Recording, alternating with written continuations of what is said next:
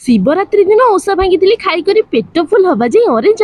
ସେଥିପାଇଁ ବୋଧେ ସାଙ୍ଗମାନେ 2 ଦିନ ହେଲାଣି ପ୍ରବଳ ମୋର ତଣ୍ଟି ଦରଜକୁ କାଟିବା ପାଇଁ ସେକ ଦଉଥିଲି ଗରମ ପାଣିରେ ଲୁଣ ମିଶେଇ କରିଥିଲି କୁଳି। ଟିକେ ଭଲ ଲାଗିବାରୁ ବ୍ରେକଫାଷ୍ଟ ପିସ୍ ପିସ୍ କରି କାଟି ଖାଇଥିଲି ପିଜୁଳି। ଏବେ ଟିକେ ଦେଖନ୍ତୁ ଗାଧେଇ ସାରି ମୋ ଆଦି ବାବା କରୁଛନ୍ତି କେତେ ସୁନ୍ଦର ଚଉରା ପୂଜା।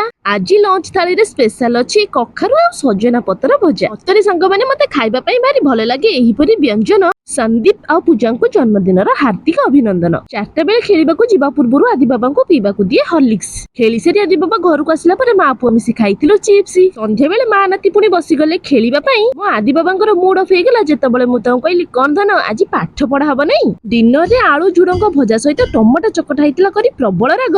ଏପଟେ ପଖାଳ ଭାତରେ ଲୁଣ ପକେଇ ନଥିଲି ବୋଲି ଖାଇବାକୁ ଜମା ଲାଗୁନଥିଲା ବାଗ। ଖାଇବା ଶେଷରେ ରାଗରେ ଯେ ମୋର ତଣ୍ଟି କୁହୁଳି ଯାଏ। ପୁଣି ମନେ ପଡିଲା ଯେ ଆନିଭର୍ସରୀ ଥୁଆ ହେଇଛି ଗୋଟେ ଚକୋପାଏ। ଭିଡିଓ ଭଲ ଲାଗିଥିଲେ ଚ୍ୟାନେଲକୁ ସବସ୍କ୍ରାଇବ ନିଶ୍ଚିନ୍ତ କରନ୍ତୁ। ରହୁଛି ଜୟ ଜଗନ୍ନାଥ।